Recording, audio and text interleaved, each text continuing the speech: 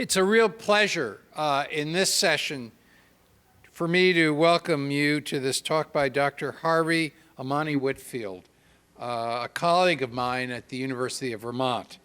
Harvey Amani Whitfield is a professor of the United States and Canadian history. His books include Blacks on the Border, Black Refugees in British North America, 1815 to 1860, The Problem of Slavery in Early Vermont, and I've heard him speak on this book myself, and it was a treat. North to Bondage, Loyalist Slavery in the Maritimes, and Black Slavery in the Maritimes, History and Documents. His current book project is entitled Biographical Sketches of Black Slaves in Atlantic Canada, which documents the lives of 1,300 enslaved people. In his free time, he attends church and spends time with his wife and young daughter, though I suspect it's a limited amount of free time given all of his work. In today's talk, How the Great Migration Changed American History, Dr. Whitfield will examine the failures of Reconstruction, increased levels of lynching and racial violence, and the economic stagnation of sharecropping that encouraged many Black Southerners to seek steady factory work in northern cities like New York and Chicago. Once in these cities, these migrants still faced economic and racial challenges, and certainly we know that. Dr. Whitfield explores the Great Migration and its influence on this country's history. This is a hugely important topic, and we are delighted today to have Dr. Whitfield with us. We will arrange this, hopefully, to have a little bit of time at the end for questions. And again, turn off your cell phones, and please join me in welcoming Harvey Amani Whitfield.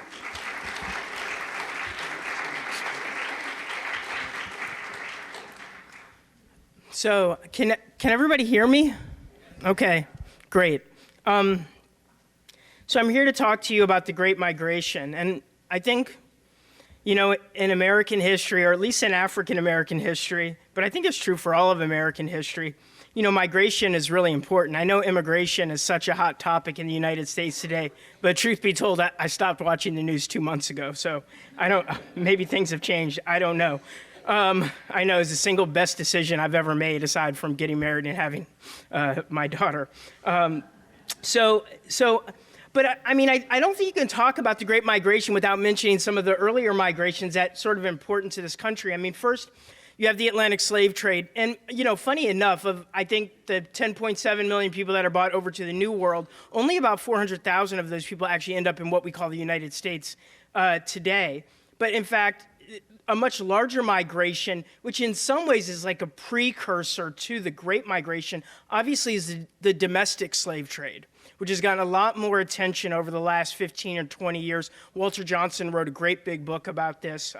He's a professor at Harvard. So from 1800 to 1860, you know, there's about 1 million people moved from the area that I study, slavery in the Chesapeake region, down to sort of the Southwest, right? Alabama, Mississippi, Louisiana, places like that.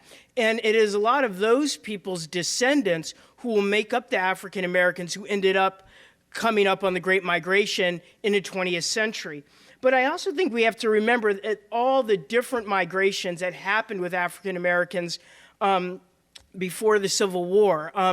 And my research sort of focuses on a couple of those migrations that people don't always talk about.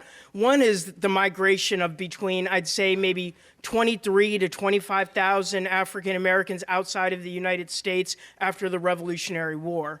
The numbers are hard to get. We think 23 to 25,000. About 8,000 to 10,000 of those people were free. The rest were slaves who were taken by American loyalists. And they went to the Maritimes. They went to what we can call today Central Canada. They went to Jamaica, the Bahamas, and some to England as well. And we also want to think about those black people who, under the auspices, if you can call it that, of the American Colonization Society, went to Liberia, right? It's another several thousand people. And of course, the black people who also migrated to Haiti, even though quite a few of them returned to the United States. And of course, lastly, we don't want to forget about all the black people who migrated to what at the time was called Canada West, especially after the Fugitive Slave Law in 1850, though they were coming earlier. So it'll be a lot of fun to talk about this, and we'll sort of talk about all the reasons why people migrated, and then sort of why it was important. So I'm going to sort of give you a bit of just a very basic overview. Then we're going to talk about why migration. We're going to talk about all these different reasons why people actually left. And then we're going to talk about, so what happens when they get to the promised land, this north, right, where things are supposed to go better? And they do go better in a lot of ways, but in some other ways they don't go so great. But we're going to talk about the political realignment that happens in America that's so important to understanding the Democratic Party today, and also it's still the Republican Party, right? Okay, the Republican Party. And so, sorry, I kid because I love. Okay, so, sorry. Okay, no more of that, right. So, yeah, so the Great Migration, what was it? Basically, it's from about 1915 to 1970, okay? And during that time, we think about 6 million African Americans migrated mostly from the rural South, okay, to the urban north. But when we say north, we don't mean like just New England or the Northeast. We mean like north writ large, right? So including the Midwest and, of course, the Northeast. And also after 1940, the West, especially Los Angeles, places like that. So it's pretty interesting.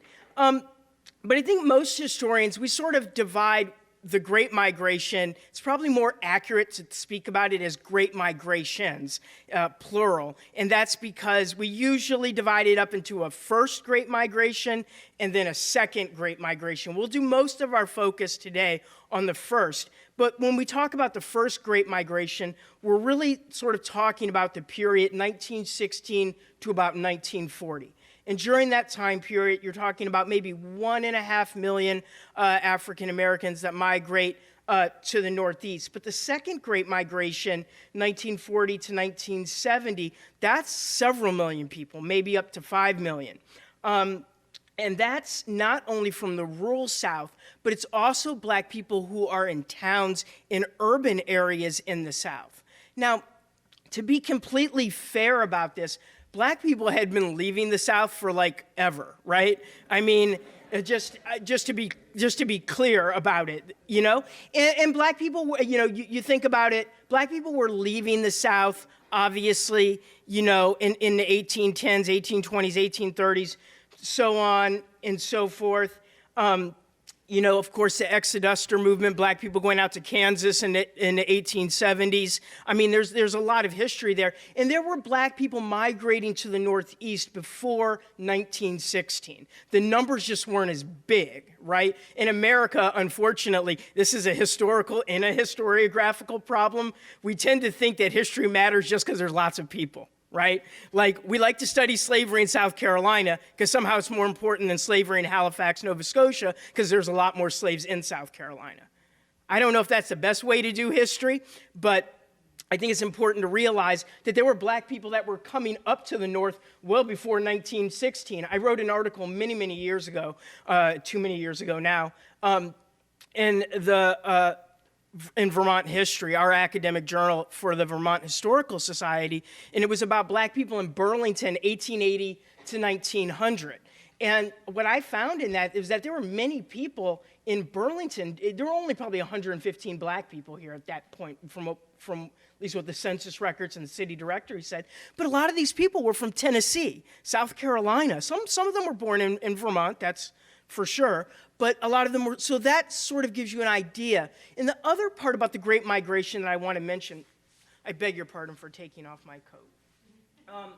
The other part that I want to mention about the Great Migration is that it's not so simple as people they're in Mississippi, and then bam, they go to Evanston, Illinois.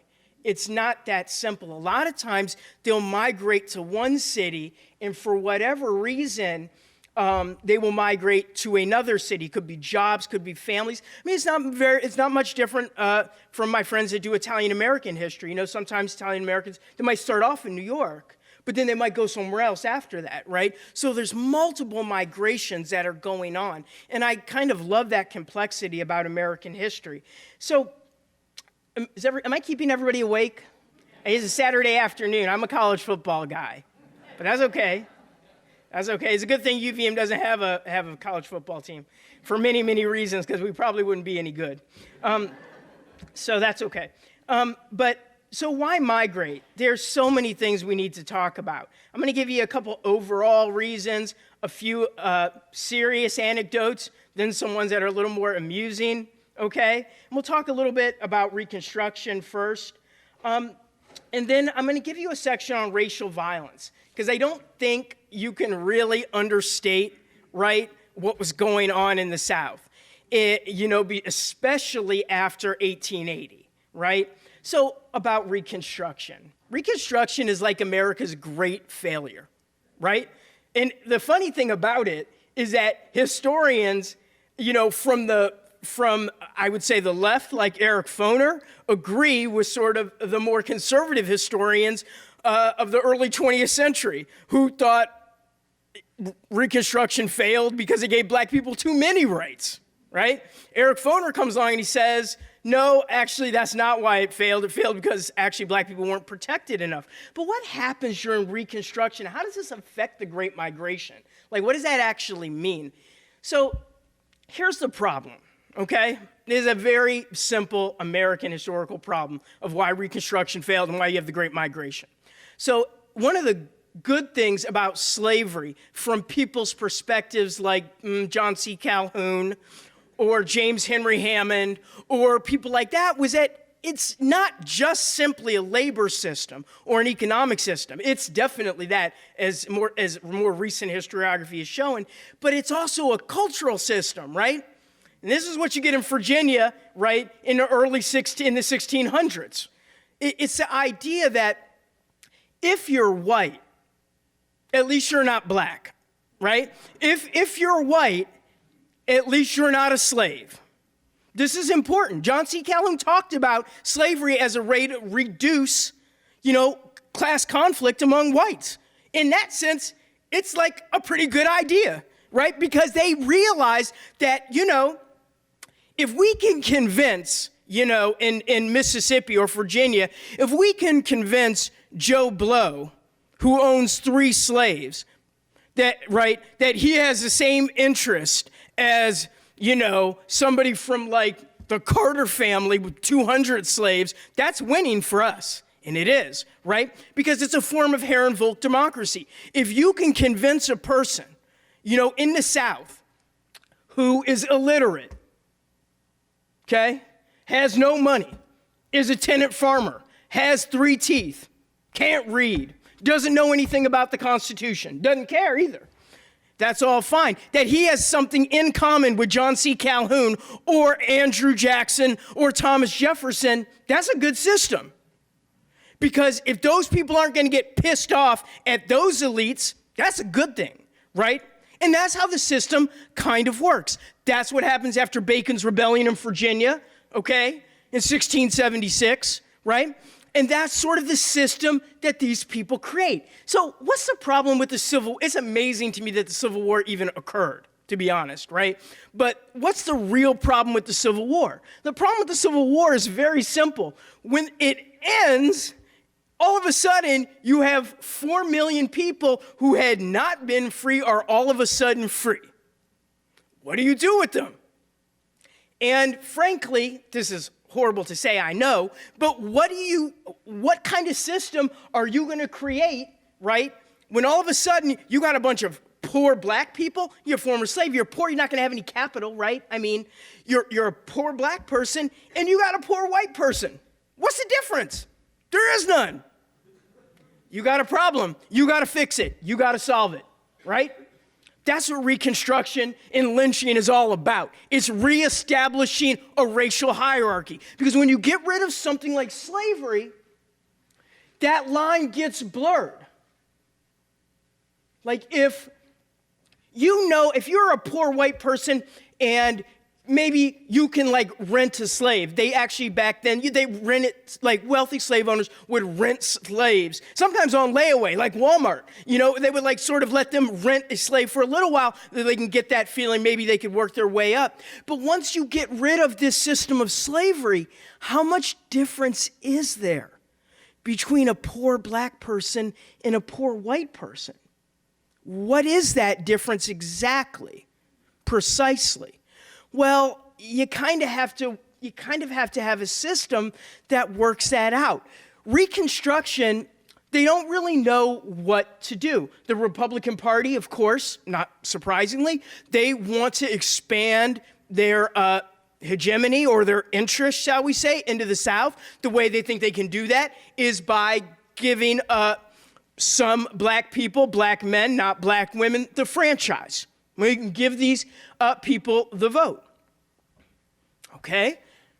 But how committed are we to giving these black people the vote and then protecting them? Right?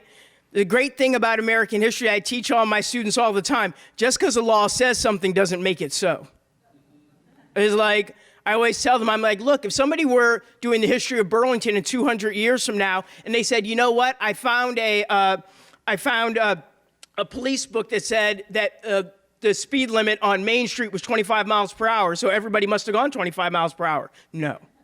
Because nobody goes, right? Same thing with Reconstruction. When you pass the 13th Amendment and then you pass the 14th Amendment, giving black people citizenship and equal protection under the laws, and then you pass the 15th Amendment, you give black men the right to vote, which is very upsetting to a lot of white women who had worked in abolitionist communities, right? That was another whole problem that came out of that.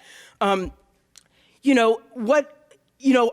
only way this can function or even start to function is if the federal government is actually willing to have troops down there to support this, right? They have to be willing to protect these people. And really, we always think of Reconstruction as 1865 to 1877 or 1863 to 1877. The truth is Reconstruction starts ending like in 1869, 70, right? Because there's less willingness to intervene on the behalf of not only black people, but their white Republican allies, whether they had come from the North, these people we previously called carpetbaggers. I don't know if that's the PC term anymore. And also, remember, there were also local Southern whites who supported the Republicans for a variety of reasons. We used to call them scalawags. Now, the problem here is when you're not willing to protect these people through force of arms, they're very vulnerable. And when you have a group like the Ku Klux Klan, the first Ku Klux Klan, and they weren't all in the Ku Klux Klan, right? Because when the federal government decides this is so embarrassing, we have to basically ban the Klan with the enforcement acts, they just go out in the open and start shooting people, right? And killing people. And they're not just killing former slaves, they're doing that. But they're also killing white Republicans, people who were like state legislators. They're killing them in the streets. And basically, what ends up happening is the federal government becomes less and less willing over time to intervene, right? By the time Grant is in his second term of what we can only call an unfortunate presidency, great general, not such a great president, he's not really willing to intervene.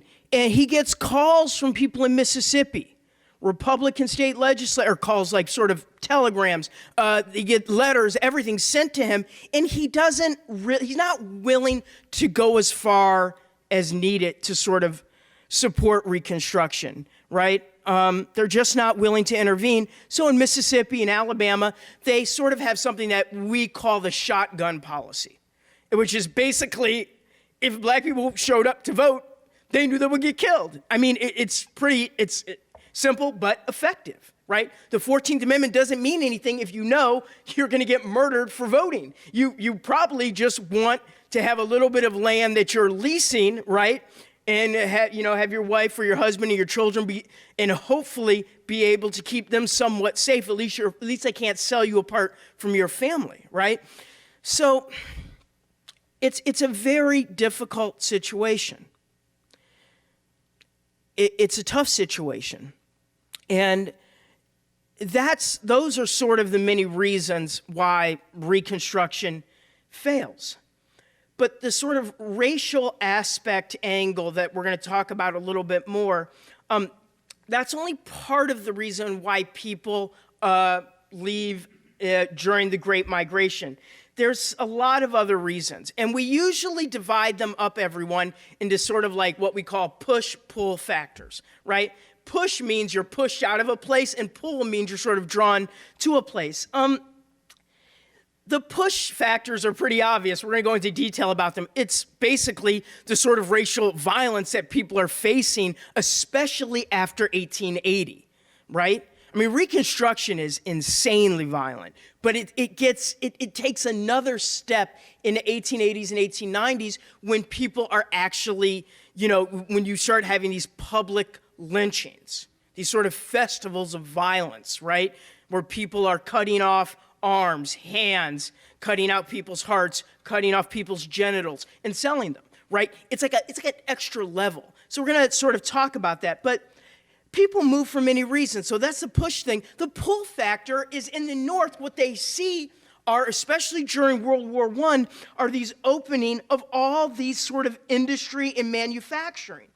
And we have to remember that at the very same time, the war really halts European immigration, which had been super, super heavy between 1880 and 1914, okay?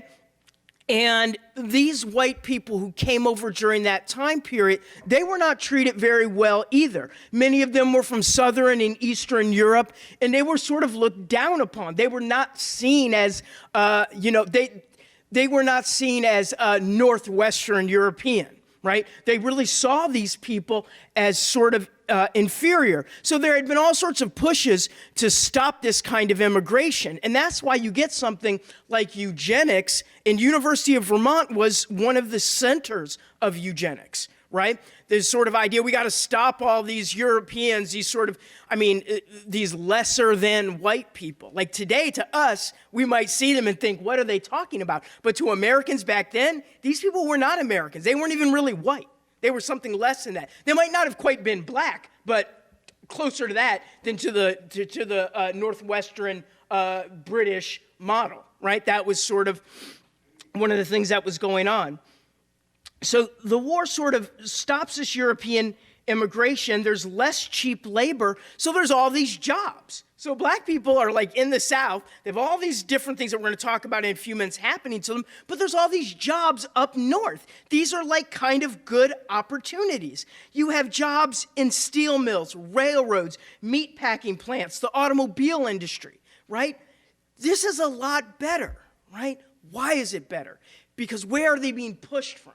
We haven't talked a lot about the economics of African Americans after the Civil War. The majority of black people in the South, the majority of them are either tenant farmers or they're sharecroppers. And in this system of sharecropping or tenant farming, they're sort of caught in a cycle of poverty, right? They don't own the land that they're on. Sharecropping gives them a little bit more independence than tenant farming, but they're both systems that basically exploit cheap labor. They don't make a lot of money. They're always in debt.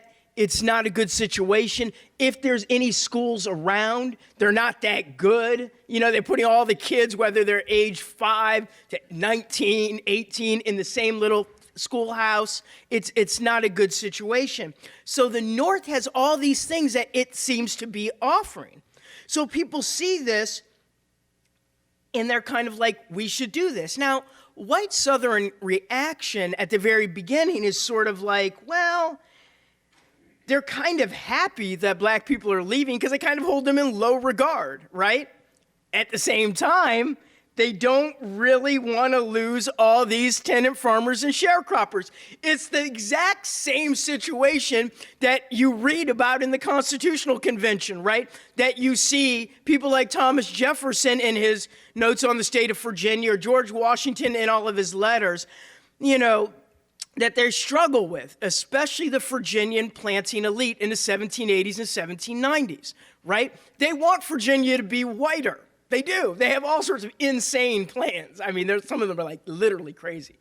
But they want Virginia to be whiter. They think there's too many black people there, but they don't want to give up the black people in Virginia because they know that's their economy. And this is the same thing they're struggling with at the Constitutional Convention. They sort of know theoretically that slavery's kind of bad. Now, they have a lot of reasons why it's bad, right? A lot of them had to do with what it did to white people, if you can believe that. That was one of their biggest fears, right?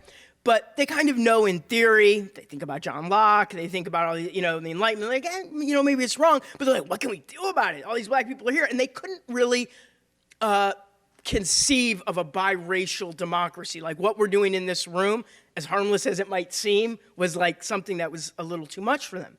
And so this is a situation of white Southerners in 1910s, 1920s. They kind of, they look down on black people, but they also realize it's a source of cheap labor. So how do you deal with this, right? Well, black people are like, this is great, we're out of here, right?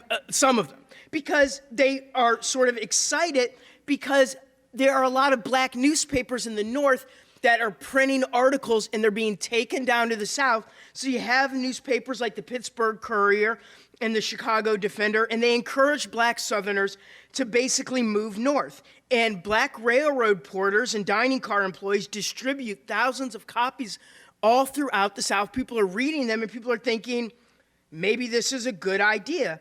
One editorial from the Chicago Defender said to other black people, "To die from the bite of frost is far more glorious than that of the mob.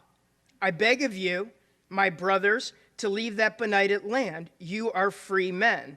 Now, if we can excuse the gendered language, when he says free men, I think he meant all people. But, it's very, very interesting. And I think also it's the money issue as well. You can make a lot more money up north than you could, even just being in domestic service, you could make more money weekly, monthly than you could ever make sharecropping. Just to give you an example, one man who came from the South Carolina and Georgia Sea Islands area, and that's the subject of my first book, was these people from the Georgia Sea Islands who ended up in Nova Scotia after the War of 1812. It's a very strange story. But he said, "I could work and dig all year on the island. The best I could do would be to make $100 and take a chance of making nothing.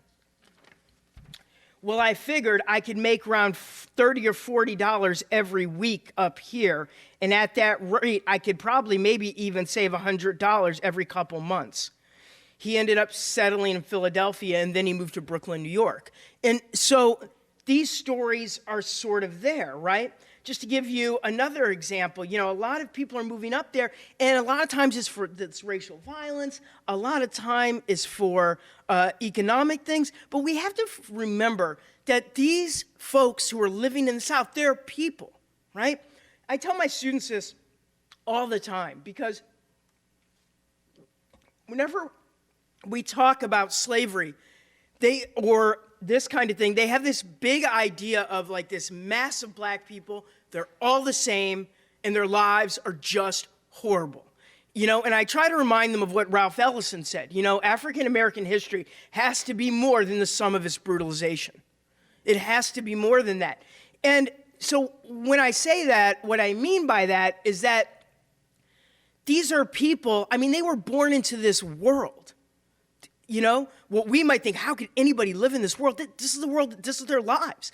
And they were different types of people. Some were strong, some were weak, some were tall, some were short. Some had, musical talent, some did not. There's a wide range of people who are moving up there and doing it for a wide range of ideas. And a lot of times, they're human beings, and sometimes they're 18 years old, and they're young, and they have blood pumping through their veins. They want to have a good time. Good example of this was a woman who left the isolation of St. Helena's Island. It's another South Carolina Sea island. She said, they were like, why did you move here? And she said, I got tired of the island, too lonesome. Go to bed at 6 o'clock, everything dead. No dances, no movie picture show, no nothing. Because every once in a while they would have a dance, but here you can go to them every Saturday night. And honestly, that's the reason people move here more than anything else. Right? Like, that's the thing, is like when we talk about these big issues, economic, racial violence, that's just all true. None of that's made up. But we have to also remember these people are human beings. And sometimes it's like, okay, here I am. I live in some like rural South Carolina, and I want to go to Harlem because I heard Harlem's a lot of fun. And I can make more money. And I might not get lynched, right? So people decide to do that. And so people are migrating, and everybody, just to give you an example of some of the numbers, Philadelphia had 91,709 black New York had 91,709 black people in 1910. By 1920, it had 152,000. Chicago had 44,000 black people in 1910. By 1920, it had 109,000. That might help explain the race riot of 1919 in Chicago, right? And, it wasn't just some of the big cities we're thinking about. Think about a place like Gary, Indiana. Gary had 383 black people in 1910. By 1920, it had 5,299. So people are going to different places and for a lot of different reasons. But I think one of the big things we want to talk about is sort of the racial violence, because it really is so extreme, especially after 1889. Lynching is one of those phenomenon in American history that's I don't know how else to say it. It seems extremely American to me in that it's extremely violent, right? It's a weird form of sort of controlled violence against a very specific and targeted group. And people, sometimes my students, and I don't know about anybody here, have this idea that when people were lynched, they did it like late at night in the dark, like by themselves. I'm like, no. They did it in front of like hundreds, thousands of people, and they made postcards of it, like literal postcards. People weren't ashamed of this. And as I'm sure everybody in this room is well educated, I'm sure as we all know, the big reason that the reason that people thought black people were getting lynched wasn't the actual reason black people were actually getting lynched, right? The View, as one Little Rock, Arkansas paper said, and I won't pretend that this is my own work. I've taken many of these examples from a dear mentor, Leon Litwack. He was a very famous historian. He did a really good job trying to explain, why is this happening? Why is this going on? One Little Rock, Arkansas paper sort of summed it up. It said, as long as black people, quote unquote, cast their lustful eyes on white women, that there would be a reaction. And this was very important. And the same newspaper said, this may be Southern brutality, lynching, as far as the Boston Negro can see, but in polite circles, we call it Southern chivalry, a Southern virtue that will never die. But here's the crazy thing about this, is that the fear of black men raping white women or black men and white women having consensual sex, right? They did not seem to distinguish, was very, very upsetting for these people. But can I just tell you how bizarre this is for me? As I go on with this, I can't help but tell you, is like, okay, I can trace my heritage back to 17th century Virginia, and I come from a long line of slaves and slave owners. And growing up, people just told me that I was black, so I was like, okay. That my family, that's just what it was. And I think the weird thing for me was I took an ancestry DNA test, and it messed my mind up, right? That it can do that to you, because I found out that I was like 53% European. I had never even been told anything about that in my life. I had never been told about all this English, British, Scottish, Irish heritage that I had. My friend Sean Field, he's a wonderful medieval historian, he's like, welcome to the club. And I literally had no idea. But it's very clear that my third great grandfather, who was a soldier for the Confederacy, he's a white guy, it's like direct relation. Obviously he was sleeping with, he was young, he was only 17 or 18, with an enslaved black woman. But it was very common for white men's first experience to be with enslaved black women. That was not uncommon. A lot of the archive, the slave historians are working with to look at these different relationships are uncovering this, right? I mean, it's everywhere. You see it in letters. I mean, this sort of thing. And of course, the biggest example, obviously, is Strom Thurmond, right? We all remember good old Strom Thurmond, right? With his black daughter. Right? You can't avoid this sort of stuff.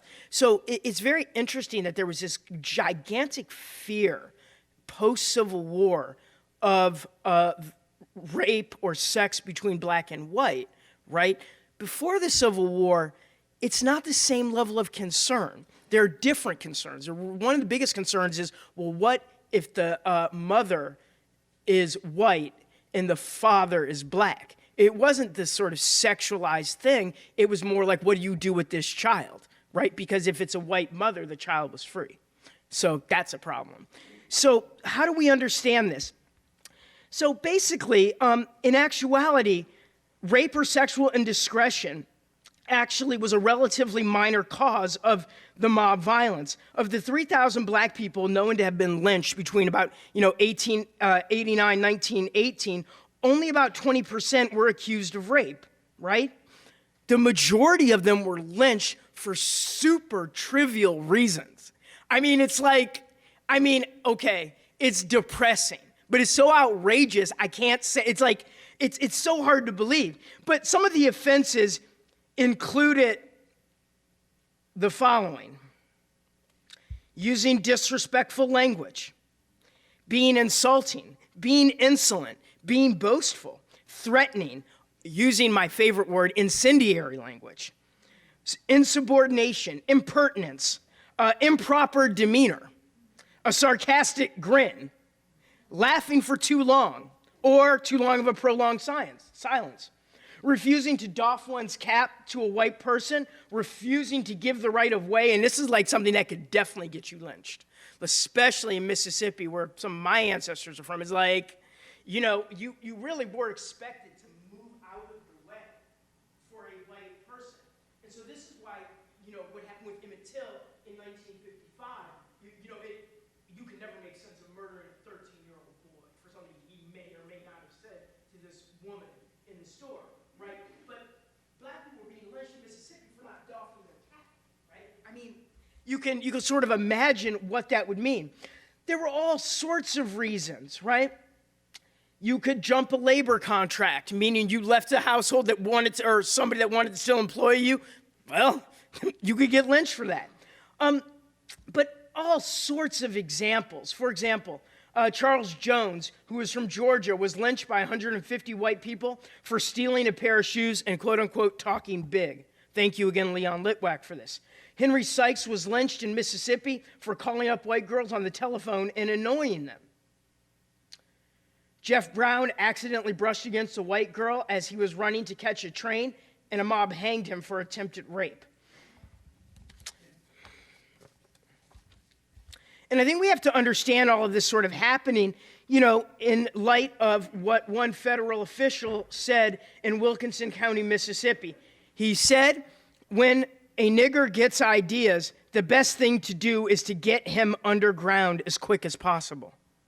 And I think that just about sums it up, right? I mean, but the best example I can give you again, thank you, Leon Litwack, is from Rufus Moncrief. He made one mistake when on his way home from work, he encountered a group of men. He did not display the expected humble demeanor and seemed reluctant to pull off his hat to them when they spoke to him. The men beat him badly, and soon other people joined in the attack, some of them severing Moncrief's limbs with a saw. They dragged what remained of him to a nearby tree and strung him up as they continued to mutilate his body. For good measure, they hung Moncrief's dog next to him, and then informed Moncrief's wife that she would find 2 black puppies hanging to a tree and ordered her to remove them quickly or the farm would be burned down. The 80-year-old woman cut the bodies down and placed them in large oat bags for burial. The coroner's inquest, of course, and this was very common, decided that Moncrief had come to his death by hands unknown. So I think, when we talk about this, I mean, I don't think it's not just what happens, everybody. It's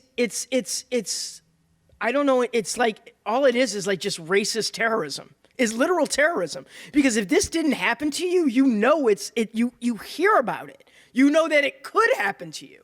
So, I mean, going up north doesn't seem like a really bad idea. And I don't think that black people moving up north were dumb enough to think that the north was going to be, like, great.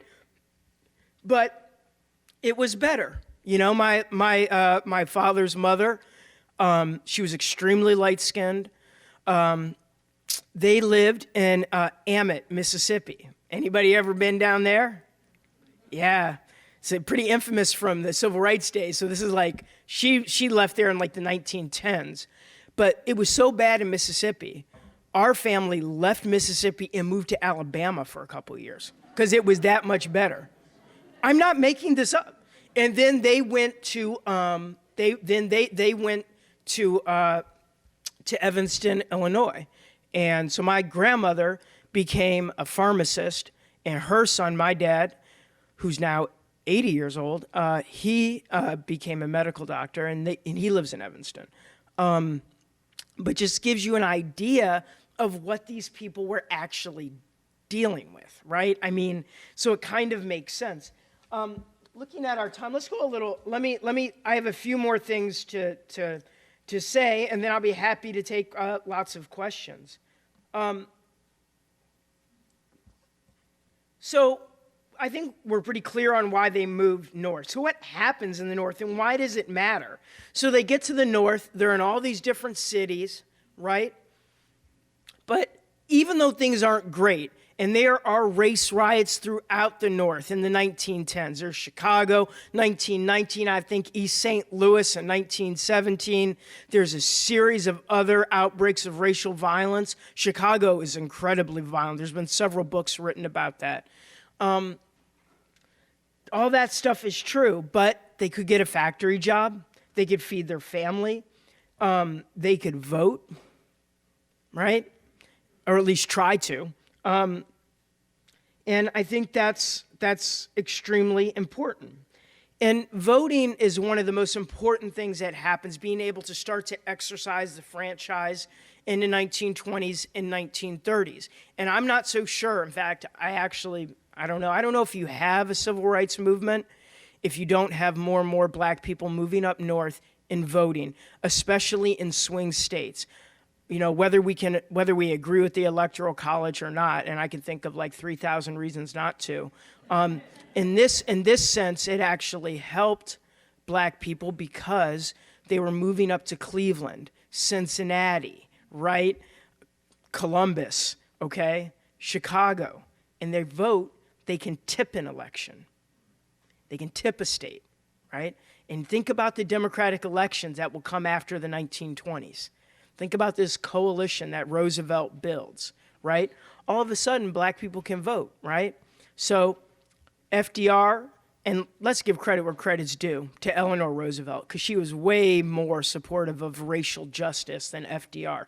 FDR said, I don't know if we can bring about the century quite yet, because he might have wanted to do more. He's a little hard to read that way.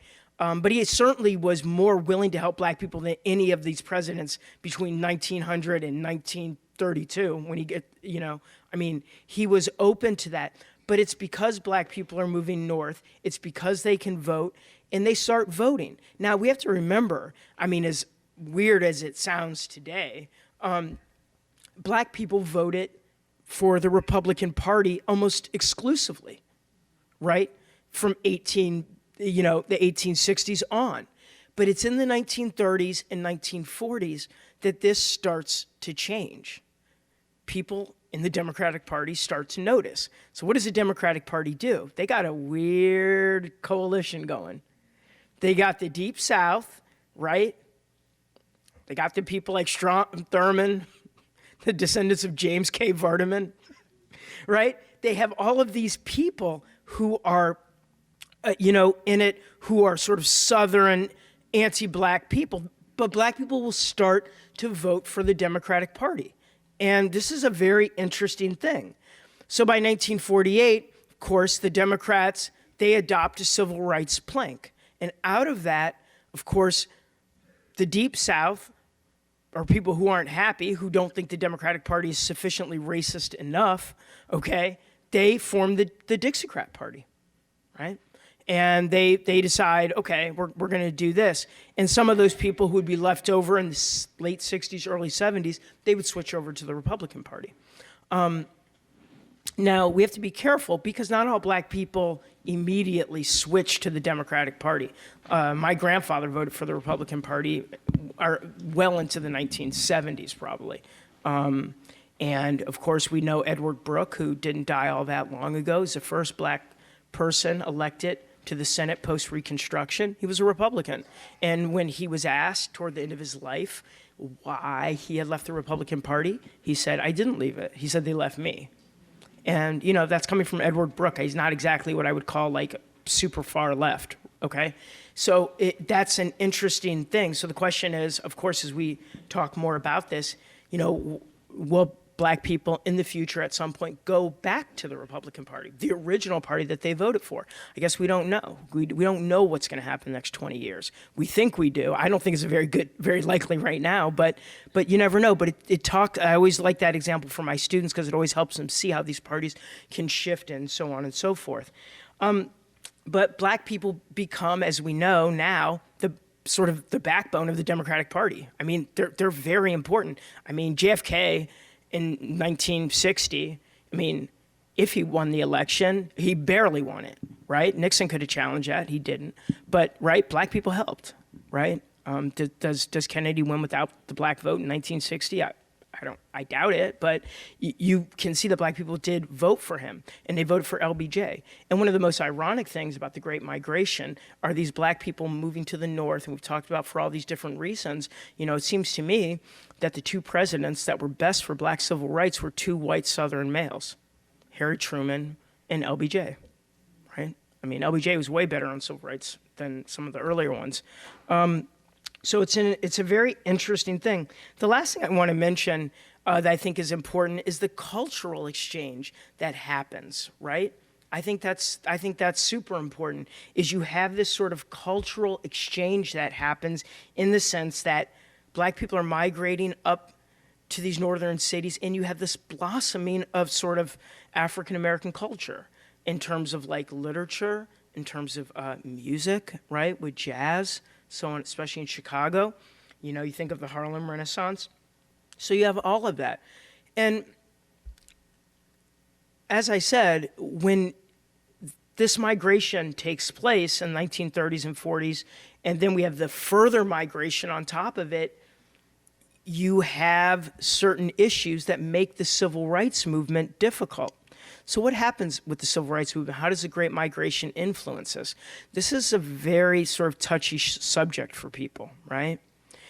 Because it's pretty clear that, Martin Luther King and some of the leaders of the civil rights movement, what they did and spoke for, even though toward the end of his life he was moving on towards more of a class-based issue, it was very helpful for middle-class African Americans, right?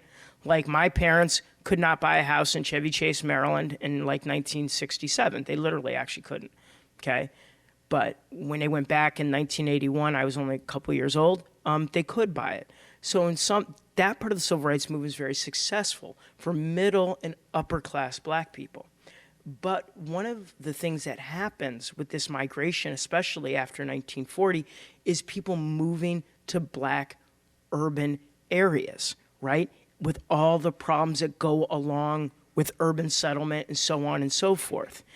And some black people, obviously not all, in these urban areas did not think that the civil rights movement spoke to them. They felt maybe Malcolm X speaks a little more to us, or better yet, and as you get into the later 60s, the Black Panthers speak more for us. They're speaking a language, they're talking about breakfast, they're talking about issues with the police. These things actually matter to us. And of course, what do you have in the late 1960s? Some people call this a failure of the civil rights movement. The Kerner Commission talked about this, right? What do you have in the late 1960s? You have a riot in Bed-Stuy in 65, you have Newark in 67, you have Detroit in 67, right? There's a lot of race riots. So a lot of these people who have migrated up, maybe their children were there, and plus the second wave, right? So who was the civil rights movement speaking to? This is a sort of a broader question. But I think we can all agree that the Great Migration is one of the most, one of the most important things, thank you, is one of the most important things or events in American history. Now, more recently, there's been a bit of a reverse Great Migration into certain parts of the South. The reason is there are pretty good jobs, taxes are lower, it's cheaper, much cheaper actually, to live in many parts of, not all of them, but many parts of the South. And there are, though it's not perfect, what people in the hip hop industry would call, I'm talking white and black now, would call the New South. They had a New South in the 1880s. Turned out that was a little bit more like the Old South.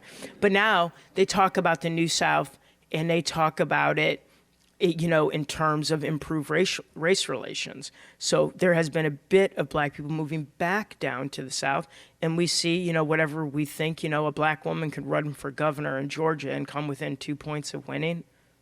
You could have a black man run in Florida, and don't kid yourself. We haven't talked a lot about colorism within the black community, and we can, but the fact that you have two darker-skinned African Americans, Andrew Gillum and Stacey Abrams, running in the South and doing so well, even though they didn't quite win, I think says something. Now, what exactly that will mean, I guess we'll see. So thank you so much.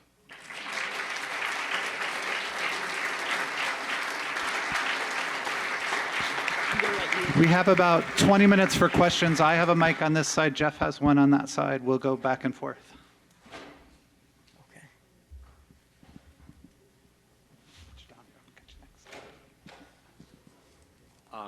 I have read about a northern migration that did not happen, and that is the failure of a black migration around 1900 to 1915 to fill the industrial jobs which European immigrants filled. Could you comment on that? I could just comment that as I was saying before, it's a great question. The question sort of, you know, why the sort of failed northern migration of black people in 1900 to 1915. I mean, why don't they go? I mean, I think that they you know, there was, I mean, I think partially, I think some of it, to be quite honest with you, has to do, and that's the other thing we didn't mention, so I apologize, has to do with the leadership of Booker T. Washington and his followers. He was very, very, very clear with black people that your future is in the South. We're creating schools like Tuskegee. We're sort of not going to have liberal arts education. By 1915, he's dead, right? I mean, you can make the argument that Du Bois killed him in 1903 in the souls of black folk, but I think that, you know, there's a variety of reasons why they didn't go up. Maybe it was the number of immigrants. Maybe it was because people felt like they still had some opportunities. There were people going up, though. I mean, you know, the black population in 1910 in some of these northern cities was still quite large. So I don't know if that's a totally satisfactory answer. I don't know if I have the exact things, but that it certainly didn't rise to the levels that it happened after the war. Maybe they felt like they didn't want to be in as much competition with some of the white immigrants. It's very hard to tell. I mean, if there's one thing for sure, Booker T. Washington did warn black people about this, and he was I mean, you can never underestimate how powerful Booker T. Washington actually was. But he used to warn black people about white immigrants, right? He also warned the white business classes about white immigrants, saying that they should trust black people more than these new white immigrants. But, you know, saying that these people didn't have black people's best interest in mind. He was quite anti-immigrant, actually, quite anti-white immigrant, Booker T. Washington. So that's another thing. So I don't know if I have a full answer for that, but thank you. Right here. Yeah, hi. I thought this was a fantastic talk. Thank you. Thank you. And my question is, you seem to have played down the importance of the 1876 election that Hayes Tilden. I'd like you to comment on that because that's what we learned in school, how important it was. It's not even that I was, and I'm like sad to admit this, but of course that's like the last thing that's the thing I taught when we end our section on Reconstruction in History 12 or Introduction to U.S. History at UVM here.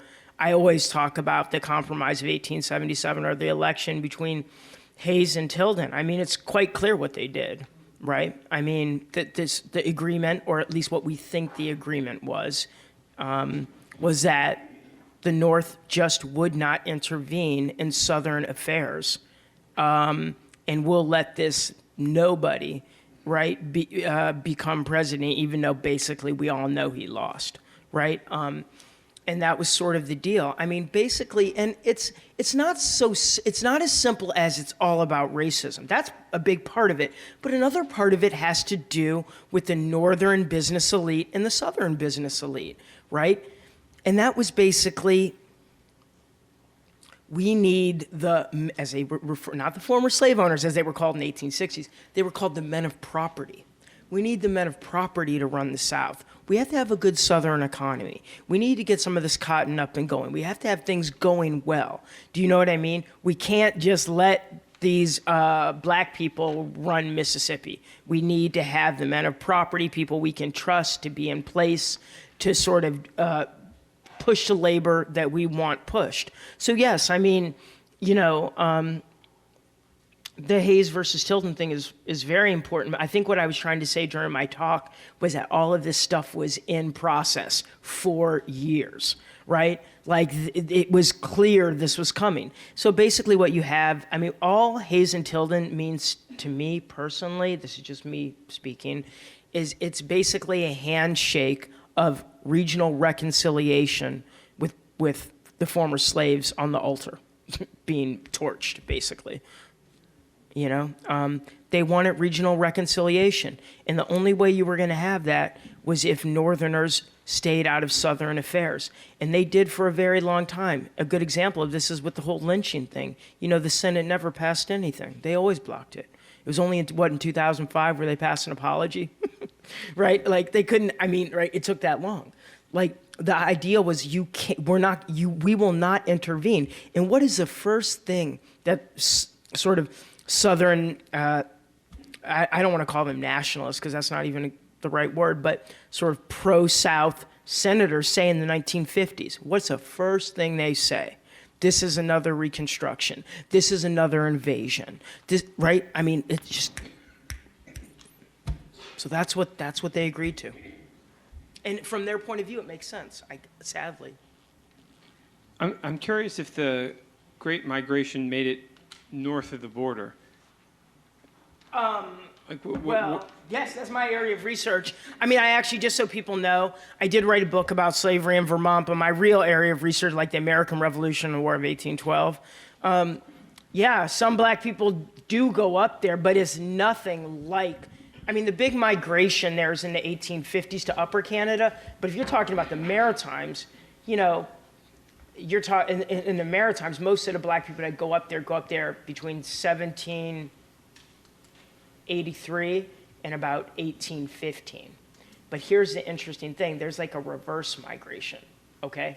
And what I mean by that is in the 1890s and 1880s, there's a great deal of out-migration from the Maritimes not just of white people, but also of black people. And a lot of them will migrate 1880s, 1890s, 1900s from the Maritimes to what in Canada or Eastern Canada they refer to as the Boston states, right? So there's a reverse migration that's going on. So yeah, some people go up there, but it's nothing compared to what happened before the Civil War that I know of. But then again, I mean, I don't know if somebody's really researched the topic that deeply. I don't know if there's an article where somebody really actually went systematically through the census records to actually make that point. So, but as far as I know, that's what I would say. Oh, so I just started reading Devil in the Grove, and part of the problems down there, well, are the many problems, was that a lot of the Klan were actually like police officers and in the government. And so I was just wondering, like, did they start getting in like right after Reconstruction? Like, because you were saying like laws aren't enforced, but then the people that should have been enforcing them were the Klan. So I was just wondering, like, did they just start getting in that early? People who are Klan affiliated, I mean, or at least, remember, you have to be careful, because the Ku Klux Klan ends, the Ku Klux Klan in 1870-71. There's a rebirth. Oh, sorry. There's a rebirth of the Ku Klux Klan. Can I walk around with this? Oh, great. Okay. There's a rebirth of the Ku Klux Klan in 1915 and becomes very powerful in the 1920s. There's probably up to 5 million members. It's the largest that it's ever been, and it's national. It's everywhere. But in the South, the part that you're talking about, as far as I know, yeah, they're all involved. I mean, is like, you know, if they're not part of the literal Ku Klux Klan, they're part of the White Citizens Council, right? Which now, literally, in some southern states is now called the Conservative Citizens Council, which I don't think is very fair to conservatives, but still, I mean, I looked it up, I couldn't believe, I was really surprised. But the White Citizens Council, I mean, there's all sorts of groups. There's the Ku Klux Klan, there's the Knights of the White Camellia. I mean, it could just go on. It's like all these weird names. But yes, they're politicians. I mean, one of my favorite Southern characters of all time is Pitchfork Ben Tillman, okay? Who has a building named after him at Clemson where they got all these black people playing football for him, right? This is true. I mean, Pitchfork Ben Tillman literally said publicly that he participated in lynchings. He was a senator. I mean, literally said this out loud. I mean, these people, that's the thing, that we're not ashamed of it, right? It's not like, this was like electioneering for them. Do you know what I mean? It's not like they were like, yeah, you know, remember that time when we were 17, we were drinking too much and we lynched this guy? No, it's more like, no, we're proud of the fact that we have these positions and we lynched people, right? I mean, you know, I think that the postcards that you can see of lynchings, if you look at the pictures, you gotta look at the people that are in the pictures. I mean, they're proud. My favorite one is there's like a writing, and he's like, Mom, this is a picture of me with the cross above my head, your son Joe. And it's like a picture of this lynching he's participating in. Like nobody, you know, so I mean, how do we as Americans deal with that? It's about race, right? But it's also about something even more American, right? That doesn't have a race or a gender or a class. It has all dynamics of all three of those. But it's violence, right? Like, what do we, as a country that claims to be Christian and right, how do we square that circle, right? To me, that's a problem. I know there was a hand over here. Would you care to talk about the migration of jazz from New Orleans to Chicago to Harlem? Well, I can only say in the most feeble way, you know, that, I mean, you know, people like my grandfather, I mean, he was born in 1905. They grew up on Duke Ellington. You know, that was their favorite music. And when my dad was in high school at Hyde Park High in Chicago in 1957, I think is the year he graduated, you know, he was in a band with Herbie Hancock. And I think jazz is so important. I think when I listen to jazz, I just hear a story about American race relations. I really do. You know, I actually hear that in the music. I always tell my students that even though I have a PhD and I'm a full professor, I always tell them if I don't know something, I just tell them I don't know. So my answer to your question would be I don't know, other than to say my dear friend John Gennari wrote a book. He's a professor in the English department about jazz and African Americans and race. And that would be, if you haven't read that, that's a great place to start. Thank you. I think he had his hand up for a while. Okay, and then, okay, thank you. Hi, yes, I was interested in what you were saying about the civil rights movement, and there's sort of being three different feelings about it. And I'm wondering whether that continues to this day. Yeah, I mean,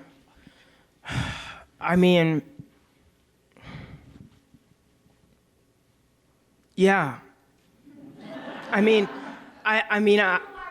Yeah, no, I'm trying. I do think that, I do think there are all sorts of class issues.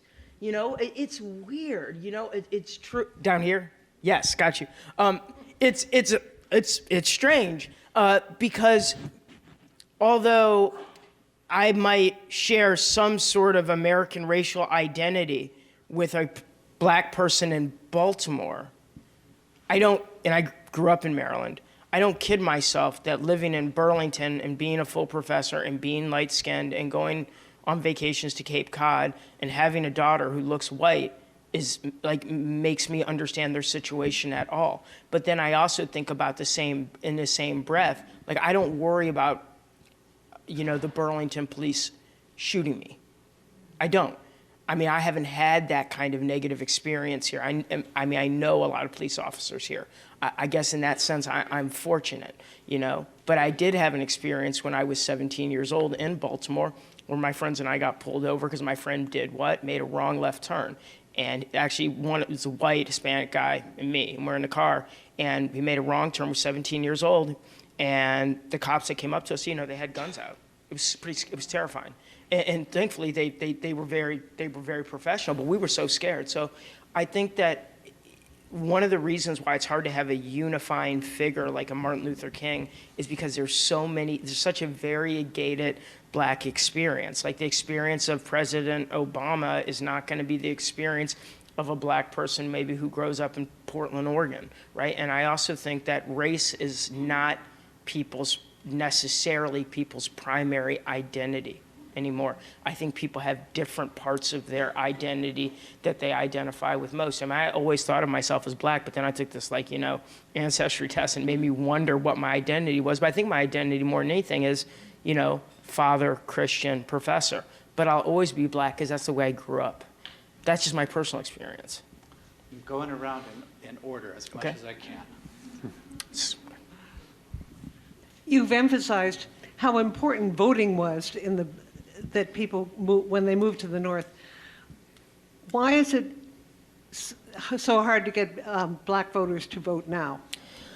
Well, I don't know if I think that it's probably divided along class. I think black voters, like say young white voters, you know, if they don't have a candidate that excites them, they just might not vote. So I think like in 2008 and 2012, we had a candidate with the Democrats that excited people to vote. Just like for the Republicans, maybe President Trump excited some of them, and that's why they went out to vote. I do think, depending on who the candidate is this time, I do think that there'll be a higher turnout of African Americans in 2020 than there was in 2016. I could be wrong, but that's my guess. Thank you for your question. Can you talk about the neighborhoods like Bedford-Stuyvesant, Harlem, and Hyde Park that grew up, I think, with the migration, and something about the economies of those neighborhoods? Yeah, I mean, if you say economies, I think one of the most interesting things, and this is one of the problems of the civil rights movement, to be honest with you, is that when you had these black communities that could really, I mean, like my dad growing up in Hyde Park, even though he had quite a few white friends, there were just certain neighborhoods that black people didn't go in. The society was very insular. So inside of a black inside of a black community, like in a place like Chicago or Hyde Park, you had black doctors, black lawyers, black bank owners, next to a black hairstylist, next to somebody who is a manual laborer. I mean, you know, so it was all in that neighborhood. But with the civil rights movement and with integration, people who can move out did. And that sort of upset the sort of economic structure that was going on. Just to give you an example, like my grandfather, because he was a medical doctor, he had served in World War II, he did a lot of work for people for free. And it was like a barter economy. Like he had a job at the hospital. He was the first black doctor to operate on a white patient at Michael Reese. And so he had that part of his job. But then he would come home and he had like the neighborhood job where people would come in to see him and he would like treat people. And in return, they would do something for him. They might clean the house. They might be a carpenter. They might build something. So there was this whole economy that was going on. And in a lot of ways, integration kind of throws that off. Because while my grandfather and my grandmother lived in 5145 South University Street in Hyde Park, my mom and my dad moved to Chevy Chase, Maryland, right? You know, in 1982. Now, had it been 1962, I don't even think they would have moved to DC, to be honest with you. I think they would have stayed in Chicago or in Indianapolis, where my mom was from. So I think in those kind of black communities, there was this sort of, there was an economy within an economy. And I think it still exists to an extent, but I think that we're still dealing with sort of the fallout from integration and what it means. I think we have time for one or two more. Ralph was next. You know, history is argued between the influence of sort of determinism and individual agency. Sure. The tensions there. So in thinking about Reconstruction a little bit, have any thoughts on to what degree the course of history of this country might have been different, for example, if Andrew Johnson had not been the vice president, and if there had been someone more aligned with the Congress of that time? Sure. Or was this a social movement that was just out of place in mid-19th century America that could, even under the best leadership, would have faltered? Well, I think you bring up a good point. I'm pretty sure Andrew Johnson has to go down as one of our 3, maybe 4 worst presidents. Now, it's true, he had to deal with 3 or 4. We're not sure now. But in all seriousness, he had a lot on his plate. I mean, like, what was he going to do? If Lincoln had lived, we don't really know what Lincoln would have done. All we have about him is the 10% plan, which was not very helpful, which he just jotted down, and then what he said to a crowd of people gathered around him, and then he goes to Ford's Theater and he gets killed. He said, well, maybe some black people who are smarter served, maybe they should get the vote. It's very hard to tell what he would have done. Lincoln was ever the politician, wasn't he? Right? He was ever the politician. I think, was it William Herndon who said his ambition was an engine that knew no bounds, right? It's hard to say. Would he have said, these black people helped tip the war in my favor? Look at my second inaugural address where I basically said these 700,000 deaths are punishment for slavery? Or is it going to be the Lincoln of the first inaugural address that would have said, well, okay, let's do a few things here, but I know we can't go too far. I mean, he was very careful about what he did. He was a great politician more than anything else. I mean, if you had a stronger leader, one would have thought Grant would have been that person, right? I mean, you talk about somebody who, wasn't concerned about numbers. He was going to do what he was going to do, no matter what happened during the Civil War. Why couldn't he have gone further? Now, there are some historical revisionists that are suggesting that that Grant was a better president than we thought he was, and be that as it may, it's a great question. I just don't know, because I think you were saying the social movement. I think you meant that in terms of ex-slaves and Republicans, but I think of the reverse social movement that was happening among not all, but most white Southerners. And that social movement was, we have to redefine what it means to be white or a white Southerner. And they were quite willing to go quite far to define that. And so they did what they thought they had to do to reestablish that. Now, if you're asking, could there have been a Northern leader or a Republican leader who would have been willing to go that far? I mean, I don't know, because even the Freedmen's Bureau, right, their agents, these soldiers that came down and were supposed to be helping black people, if you read some of the speeches they read to the former slaves, they're like, your life's going to be worse than it is now. You should be thankful you have your freedom. I mean, these are people who are supposed to help them. So you can only imagine the attitudes of a lot of people. So I don't know. I don't know if it was the right time. I mean, I think one of the reasons why I love our country is because we try to make these improvements. It's hard sometimes. It's hard. Like, you see this stack of stuff against it, right? So I think Reconstruction laid some groundwork. They tried a little bit, right?